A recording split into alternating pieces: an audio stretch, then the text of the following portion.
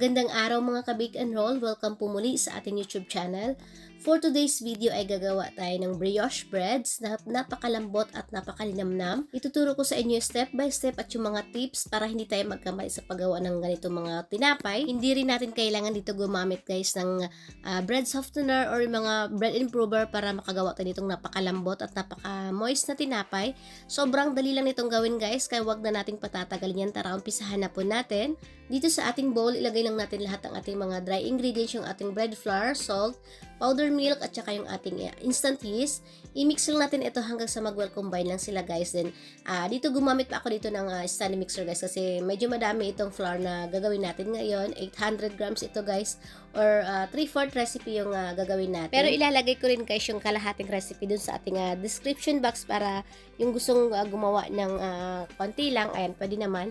Nilagay ko na pala yung ating whole egg at saka yung ating egg yolk. Then, dito guys, kailangan natin dito ng malamig or yung ice water. Ayan, sa mga magtatanong po bakit ice water yung gagamitin natin. Kailangan natin ng malamig na liquid dito guys para hindi mag-overheat yung ating dough. Kasi yung mga ganitong klase ng tinapay guys, ayan, marami siyang butter content. Medyo sticky yung kanyang dough, so mahaba-habang proseso yung pag-mix natin. Ayan, kaya kailangan hindi siya ma-overheat kasi kapag ka na-overheat, kalaban ng yeast guys, yung mainit.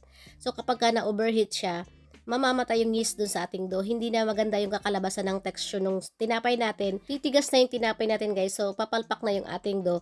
Then ayan guys, minix ko lang siya hanggang sa ma-absorb lang ng dough yung ice water na nilagay natin. Then kapag ka nabuo na yung ating dough, ilagay na natin yung ating sugar at saka yung ating butter. Then sa magtatanong naman po, bakit nahuli yung sugar at saka yung butter.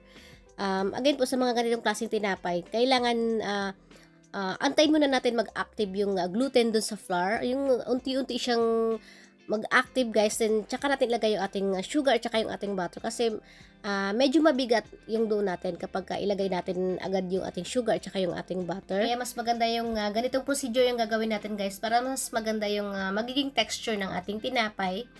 Pagkatapos natin ilagay yung sugar at saka yung ating butter, continue lang natin yung pag-mix natin sa medium speed lang muna guys hanggang sa wala na tayong nakikita mga trace ng butter.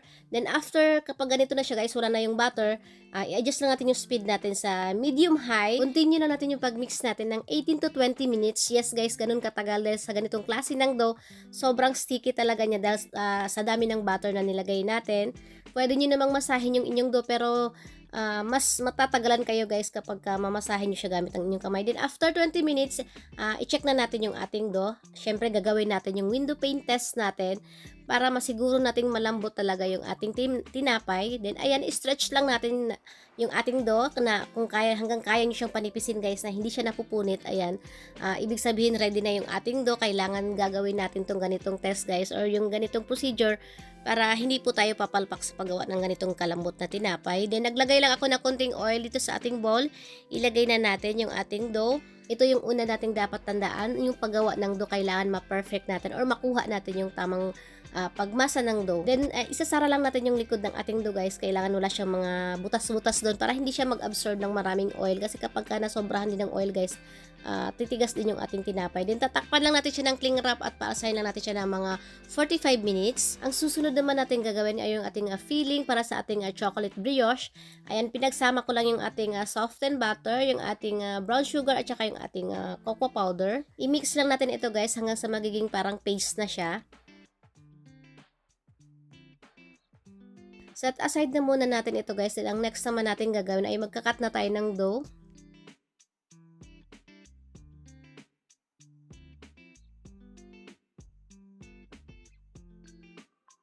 I-press lang natin yung ating dough para maalis yung mga air gases sa loob. Dito guys, iba-iba yung timbang ng ating dough or iba-iba yung size niya kasi iba-ibang loaf pan yung gagamitin natin. Ilalagay ko rin yung size ng mga loaf pan na ginamit natin dun sa description box para may guide kayo guys. Para dito sa ating plain brioche, ayan, nagtimbang ako dito ng 100 grams. Bali, 3 pieces na tag 100 grams na dough kada isang loaf pan na gagamitin natin. So, bali, 6 yung ginawa ko dito guys kasi 2 loaf pan yung gagamitin natin, yung ganong size. Bibilogin lang natin yung mga dough natin guys hanggang sa magiging smooth siya. Same lang din dun sa mga natirang dough. Then after natin siyang ibilog, I-rest lang natin siya ng mga 10 to 15 minutes. Tatakpan lang natin siya ng cling wrap para hindi rin siya mag-dry. Ito pala yung mga loaf pan na gagamitin natin guys. Ayan, dalawang klase ito pero same lang sila ng size. Magkaiba lang sila ng hugis guys. Para naman dun sa chocolate brioche natin, ayun, magtitimbang tayo dito ng 250 grams kada isang dough dun sa isang loaf pan ng gagamitin natin. Then same procedure lang din guys, bibilugin lang din natin siya hanggang sa magiging smooth siya. Then i-rest lang din natin siya ng 10 minutes, tatakpan din natin siya ng cling wrap. Then para naman dito sa ating natirang dough, ayan, nagtimbang ako dito ng dalawang piraso ng dough na tag 100 grams para dun sa ating brioche buns. Same procedure lang din guys, bibilugin lang din natin siya, then rest din natin siya ng 10 minutes. Then, ito na yung ating dough, yung una nating kinat kanina guys, yung tag 100 grams.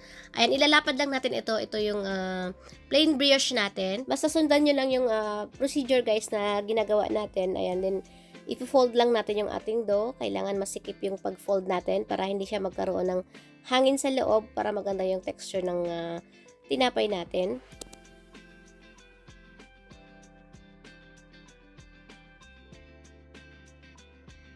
Pagkatapos natin siyang i-roll, ayan, iset aside lang muna natin ito din. Ganun lang din yung gagawin natin dito sa ating natira pang dough.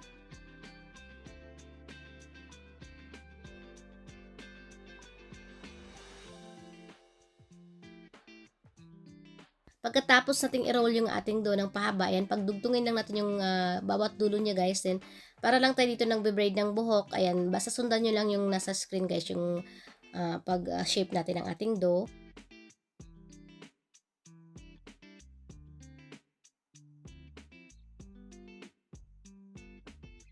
Siguraduhin lang din natin na naka-close yung dulo ng ating dough para hindi siya bubuka guys kapag i-bake natin siya. Then, ilagay na natin siya ngayon dito sa ating naka-prepare na loaf pan. Ay, brush pala ako dito ng butter guys para hindi dumikit yung ating dough. Uulitin nyo lang yung procedure guys dito sa ating natira pang dough.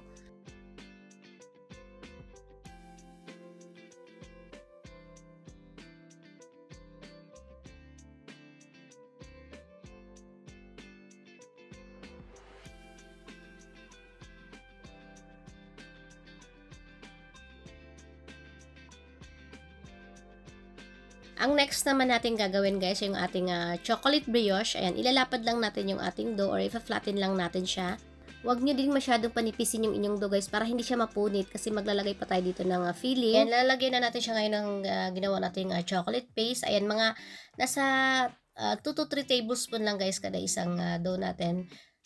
Huwag nating masyadong damihan guys kasi kapag nadamihan natin, mahirapan tayo sara ng ating dough. Kasi medyo malambot yung ating chocolate paste. At saka medyo messy lang siya guys. Ayan. Then, yung dulo ng ating dough, ayan, panipisin lang natin siya guys para masara natin or masilog natin siyang maigi. Ayan, ipipinch lang natin yung ating dulo ng ating dough para magsara siya.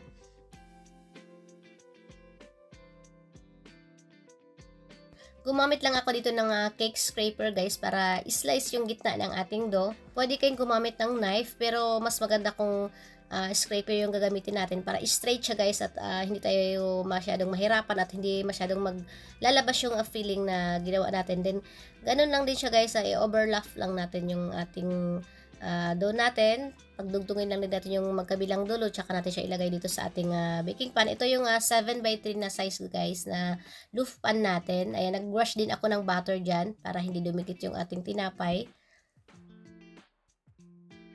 Pwede din tayo maglagay ng chocolate chips guys doon sa ating filling sa loob. Ayan, then pwede rin naman sa ibabaw lang natin ilagay. Depende na sa inyo guys.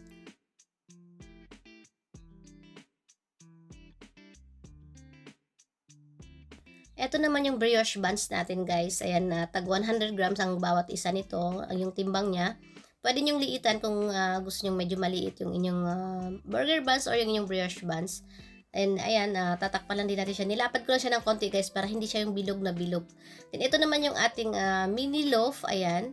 Ang Bawat isang dough pala nito guys, yung maliliit, ayan na 35 grams, nagkasya siya dito sa 7x3 na loaf pan. Then ayun, paasahin lang natin ngayon ito guys, ang 45 to 50 minutes hanggang sa magdoble lang siya ng size.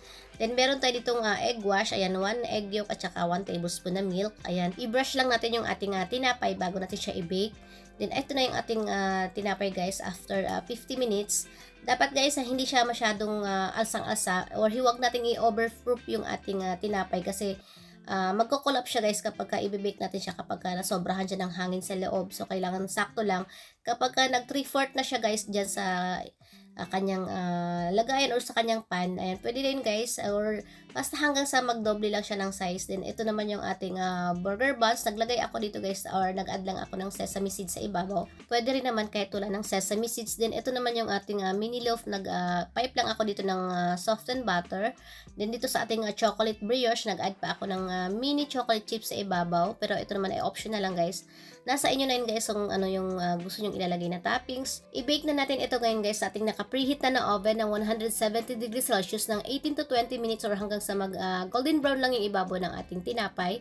Then para naman sa streusel ng ating plain na brioche, ayan, ito naman ay optional lang guys. Pwede na kayong hindi nyo na siya lagyan, pero ako naglagay ako dito para may choices kayo or may idea lang kayo guys kung halimbawa gagawa kayo ng maraming klaseng brioche.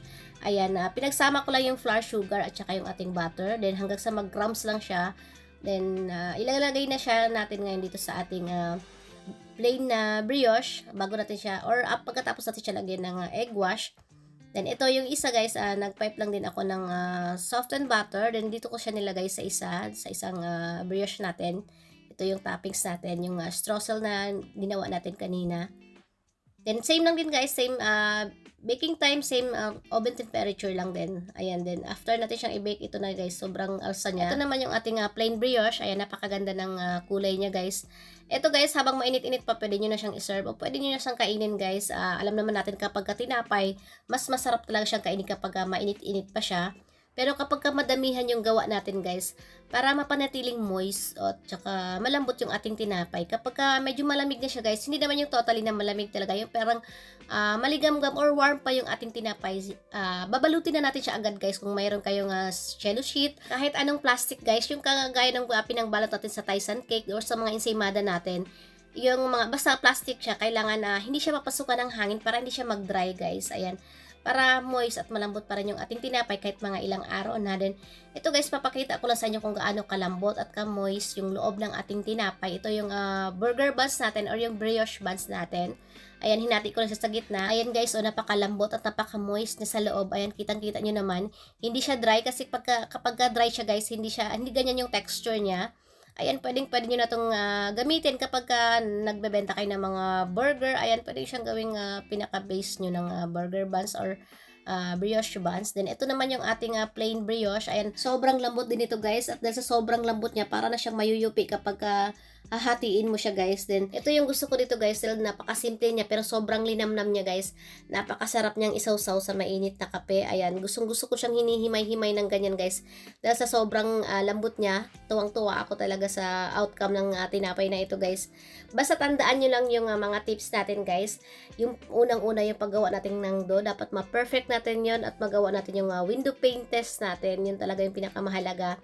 Dahil doon tayo mag-start, doon natin malalaman kung maganda yung outcome ng ating dough or yung ating tinapay. Ayan, makikita nyo naman yung texture ng ating tinapay guys kapag sakto yung paggawa natin ng ating dough o perfect yung paggawa natin ng ating dough. Basta gawin natin lagi yung window pane test guys kasi doon tayo mag-start talaga. Then ito naman yung ating mini loaf or mini brioche natin. Ayan, napakalambot din niya guys at napaka-moist din niya sa loob. Same lang naman sila lahat ng texture guys kasi isang dough lang naman sila. Nasa inyo na ngayon guys kung ano yung gagawin nyo, kung brioche bread lang yung gagawin nyo or yung burger buns or yung brioche buns lang yung gagawin nyo dito guys.